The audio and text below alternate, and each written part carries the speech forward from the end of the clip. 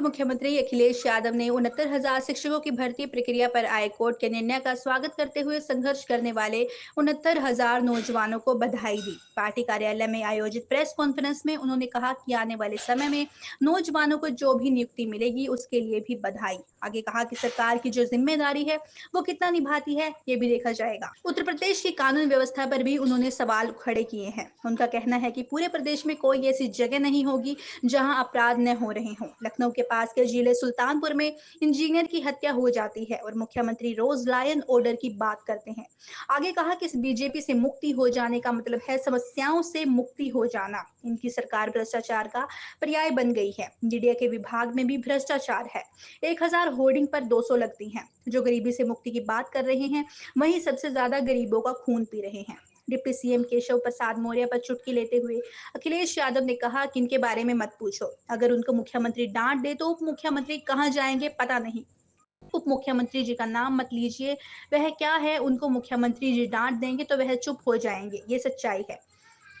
संविधान और आरक्षण पर निगाहें हैं भारतीय जनता पार्टी की। इनको जब मौका मिलता है आरक्षण से खिलवाड़ करते हैं, संविधान की धज्जियां उड़ा देते हैं। आरक्षण की धज्जियां उड़ाकर कैसे अपनों को फायदा मिले, अपने लोगों को कुर्सी पर बैठने के लिए लेट एंट्री का खेल चल रहा है। यह कोई पहली बार नहीं हुआ है। न इसमें आरक्षण है, न इसमें संविधान के अनुपालन की व्यवस्था। प्रदेश का विकास गर्त में है। बीजेपी की नीति हमेशा लोगों के बंटवारे की रही है। पहले जब पुलिस की भर्ती हुई तो रिजल्ट तैयार था। बीजेपी सरकार आई तो 4 दिन में रिजल्ट बनाकर 1800 लड़कों को नौकरी से बाहर कर दिया। मुख्यमंत्री कहीं जाए अब जनता नाराज है। उनको सत्ता से बाहर जाना ही जाना है। लखनऊ से मनीष मिश्रा की रिपोर्ट।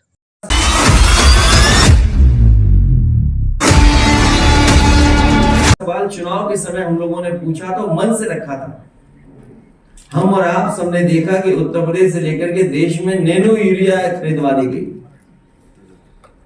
सुनने में ही आ रहा है, हो सकता है ये बात आपकी भी जानकारी में हो कि नैनो यूरिया वाले भी लेटरल एंट्री से आए थे। ना नैनो यूरिया से कोई किसान को लाभ पहुंचा है और अभी तक कोई सरकार के पास रिपोर्ट नहीं है जिसके माध्यम से बता सके कि नैनो यूरिया से इतना लाभ किसानों को पहुंचा है। जो लेटरल एंट्री से लाए थे वही नैनो लेकर के आए थे, यूरिया नैनो। और लेटरल एंट्री वाले बहुत सारे लोग जिस तरीके से भारत से उद्योगपति भागे थे उसी तरीके से लेटरल एंट्री से नौकरी पाने के बाद कुछ भ्रष्टाचार कर करके भारत छोड़ के चले गए वो। तो हो सकता है भारतीय जनता पार्टी किसी नए भ्रष्टाचार की तैयारी कर रही हो और लेटरल एंट्री वाले लोगों से करा करके वो फिर भाग जाए भारत छोड़कर। सुल्तानपुर के जल निगम के इंजीनियर की हत्या होना ये बताता है कि जीरो टॉलरेंस जो लॉ एंड ऑर्डर के लिए जीरो हो गई है और आए दिन अधिकारी भ्रष्टाचार कर रहे हैं। अभी कन्नौज की खबर मैंने अखबार में पढ़ी कि एक चौकी इंचार्ज किसी प्रधान पर दबाव बना रहा है कि एसी लगवा लें। बताओ, अब तो मौसम भी अच्छा हो गया, एसी क्या जरूरत है? अब तो पंखे से सो सकते हो। बताइए, मौसम अच्छा हो गया उस समय भी पुलिस नहीं मान रही है, दबाव बना रही एसी के लिए। ये है इनका जीरो टॉलरेंस करप्शन का। मैं 69,000 वाले तमाम नौजवान और शिक्षक जिन्होंने लगातार आंदोलन किया उनके संघर्ष को मैं बधाई देना चाहता हूं और आने वाले समय में जो उन्हें नियुक्ति मिलेगी उसके लिए भी उन्हें बहुत बहुत शुभकामनाएं। अब सरकार कितना ट्रांसपेरेंट तरीके से और जो कॉन्स्टिट्यूशनल जिम्मेदारी है सरकार की और सरकार कितना निभाएगी उस पर डिपेंड करता है कि सरकार कितनी ट्रांसपेरेंट है जिससे कि बच्चों को न्याय मिल जाए। दूसरा विषय यह है कि सरकार लगातार ये कहती है कि जीरो टॉलरेंस उनका है लॉ एंड ऑर्डर के इशू पर। शायद पूरे देश में कहीं ऐसी घटना नहीं हुई होगी जहां ठेकेदार एजे इंजीनियर्स मिलकर के पहले तो घपला घोटाला करें, भ्रष्टाचार करें और कोई कारण ऐसा बने, इंजीनियर की हत्या हो जाए, सोचिए, अपने पेमेंट को लेकर के, अपने मुनाफा को लेकर के हत्या हो जाए। और किस जिले में? सुल्तानपुर, जो लखनऊ से बिल्कुल करीब है। लखनऊ के बाद थोड़ा ही हिस्सा है जो अमेठी का पड़ता, वरना सुल्तानपुर जिला है, राजधानी के बिल्कुल पास वाले जिले में। और कोई हफ्ता नहीं बचता जिस दिन मुख्यमंत्री खुद न कहते हो लॉ एंड ऑर्डर को लेकर के, उनके अधिकारी न कहते हो। अगर कोई बात विपक्ष कहता है तो उसकी काट के लिए अधिकारियों को आगाह कर देते हैं और उन्हीं अधिकारियों के माध्यम से अन्याय कराते हैं। कोई सोच सकता है कि एक पेमेंट को लेकर के जेई की हत्या हो जाए, एक इंजीनियर की हत्या हो जाए? तो सोचिए कितने बड़े पैमाने पर भ्रष्टाचार उत्तर प्रदेश में चल रहा है। और मुख्यमंत्री जी कहते हैं मुक्ति, जब तक बीजेपी से मुक्ति नहीं होगी तब तक न गरीबी की मुक्ति होगी, न भ्रष्टाचार की मुक्ति होगी। बीजेपी से मुक्ति होने का मतलब है तमाम परेशानियां, दुख, संकट से मुक्ति होना। और जिस बात को हम सब लोग कहते रहे कि संविधान और आरक्षण पे निगाह है भारतीय जनता पार्टी की, उन्हें जब मौका मिलता है आरक्षण से खिलवाड़ करते हैं, संविधान की कैसे धज्जियां उड़ें, कैसे उसमें क्या रास्ता निकाला जाए जिससे अपने लोगों को वो संतुष्ट कर दें या खुश कर दें। अपने लोगों को कुर्सी पे बैठाने के लिए जो लैटरल एंट्री का खेल चल रहा है, कोई पहली बार नहीं हो रहा है। न इसमें आरक्षण है, न इसमें संविधान की कहीं जो व्यवस्था है उसका पालन है। अपने लोगों को खुश करने के लिए लेटरल एंट्री कर रहे हैं। 19,000 लोगों को बाहर कर देखिए ये बहुत महत्वपूर्ण बात है जो बात आप कह रहे हो। मैं इस बात को थोड़ा सा पीछे ले जाता हूं। बीजेपी की नियत और मंशा हमेशा रही है कि खिलवाड़ हो, लोगों में एक दूरी बने, लोगों में झगड़ा लगे, लोगों में बंटवारा हो, लोगों के बीच में खाई पैदा हो। सबसे पहले जब मेरिट से भर्ती पुलिस की हुई थी, उस समय जो परिणाम बना था वो पहले जो व्यवस्था थी आरक्षण की, उसके तहत बना था। पूरा रिजल्ट बना हुआ कोर्ट में रखा था, क्योंकि हमारी सरकार नहीं बनी समाजवादियों की और बीजेपी की सरकार आ गई। उस समय तक ये फैसला आ गया था कि जो पिछड़े और दलित के लोग हैं उनको अपनी कैटेगरी में रखना पड़ेगा, उस कैटेगरी से बाहर नहीं जा सकते। हालांकि वो सुप्रीम कोर्ट का फैसला था, हालांकि मूल भावना जो आरक्षण की उसके खिलाफ थी, मूल भावना से खिलवाड़ लगातार भारतीय जनता पार्टी कर रही है। तो जो बच्चों का रिजल्ट घोषित हुआ था वो पहले वाला जो रिजल्ट बना था जिसमें जनरल में भी बच्चे आए थे, बैकवर्ड और दलित, वो रिजल्ट बना था। 4 दिन बाद रिजल्ट बदल दिया बीजेपी की सरकार ने और उन्होंने कहा कि नई जो व्यवस्था सुप्रीम कोर्ट के माध्यम से आई है उसके माध्यम से रिजल्ट बनेगा।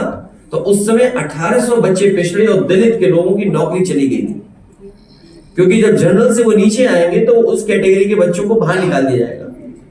तो ये जितना कुछ घोटाला और घपला किया है इस सरकार की जिम्मेदारी है। आरक्षण से खिलवाड़ सरकार ने की है और सरकार अपना भ्रष्टाचार, अपना गलत काम छिपाने के लिए बच्चों के भविष्य से खिलवाड़ कर रही थी। ये मुख्यमंत्री की जिम्मेदारी है और मुख्यमंत्री अगर रास्ता नहीं निकाल सकते 69,000 का तो उन्हें कुर्सी छोड़ देनी चाहिए। और क्योंकि उन्होंने न केवल पिछले दलितों के साथ खिलवाड़ की है बल्कि जो बच्चे निकलेंगे उनके भविष्य के साथ भी खिलवाड़ किया है। इसलिए उनको, जिन्होंने खिलवाड़ किए भविष्य से, उनको जवाब देना चाहिए कि आखिरकार उनके पास इतने बुद्धि वाले अधिकारी हैं, अगर ये खिलवाड़ कौन कर रहा था, कौन खेल कर रहा था। तो इसकी जिम्मेदारी उन्हीं की है, विपक्ष की नहीं है।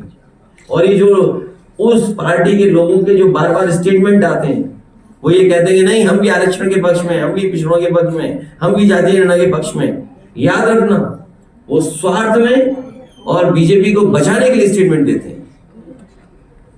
हम तो आपके माध्यम से अपील करेंगे, जितने पिछड़े रहे दलित भाई लोग हैं, बीजेपी वो सब छोड़ करके आ जाएं और पीडीए परिवार को अननेसेसरी अपने चैनल चलाने के लिए और नना मत लिया करो। वो कुछ है ही नहीं। वो क्या है, मुखर्जी डांट देंगे तो अभी चुप हो जाएगी 2 मिनट। सच्चाई है, मुझे किसने बताया कि अगर वो डांट दे मुख्यमंत्री जी तो पता ही लगेगा वो डिप्टी सीएम है कौन। नहीं मान जा, पता कर लेना। आपके विभाग में भी भ्रष्टाचार है, उत्तर प्रदेश का आप सब जानते हो, जितने खड़े हैं। क्योंकि सुनने में आया कि 1000 होर्डिंग का पैसा लिया जाता है, लगती 200 ही और ये नहीं मानता। जांच कर लो, अरे बात कहीं गलत हो तो आप बता दो। और वो थाने वाला मामला तो अभी तक खुला ही नहीं। एक थाना जो बलिया में था, उसकी प्रतिदिन की क्या कमाई थी सोचिए, कितने लाख की कमाई थी सोचिए प्रतिदिन।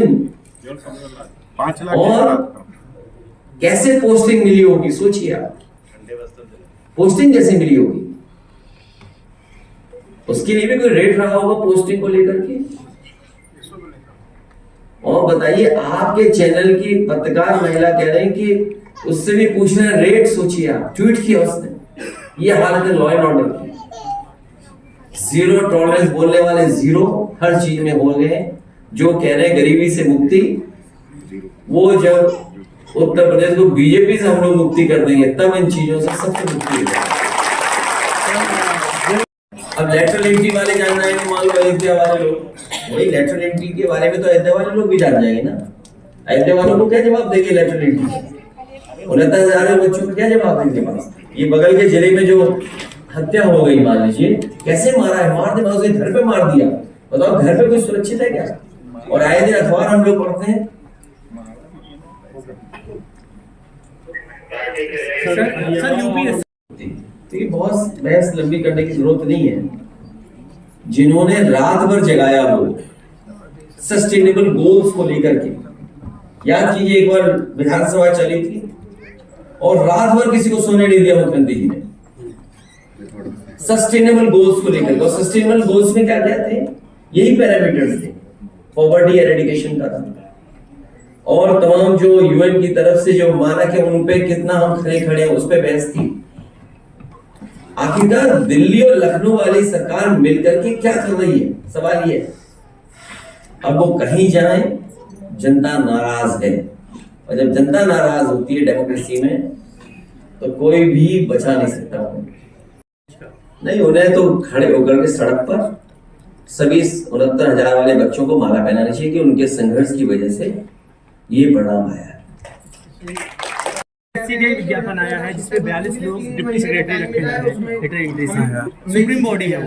देखिए, मैंने आपसे कहा कि अब सरकार की ट्रांसपेरेंसी की जरूरत है। सरकार को उनकी क्रेडिबिलिटी की बात भी है। जब कोर्ट ने स्वीकार कर लिया, कोर्ट के निर्देश पर यह सूची बननी है, अब नहीं, या जिनकी नौकरी जाएगी वो सरकार की जिम्मेदारी है। सरकार की जिम्मेदारी है नौकरी देना, आरक्षण से जो खिलवाड़ की है उसका जवाब देना, जो अभ्यर्थी है उनको नौकरी मिलना, और जिनकी जा भी नहीं उसके लिए भी जिम्मेदार सरकार है। सरकार को रास्ता निकालना चाहिए। अगर सरकार ने घपला किया कैसे, और जो दोषी उनके खिलाफ कार्रवाई। सर बाई इलेक्शन नमस्कार, मैं रुचि, आप देख रहे हैं दास्ताने हरियाणा, आपके हक की आवाज। अब देखिए हरियाणा से जुड़ी हर अपडेट सबसे पहले दास्ताने हरियाणा पर। इलेक्ट्रॉनिक्स मीडिया के साथ आप जुड़ सकते हैं हमारे साप्ताहिक समाचार पत्र के साथ, जो खबरों के साथ आपके हक की सीधी बात करता है। शासन और प्रशासन से जुड़े हुए तमाम बातें अब देखिए दास्ताने हरियाणा के साथ।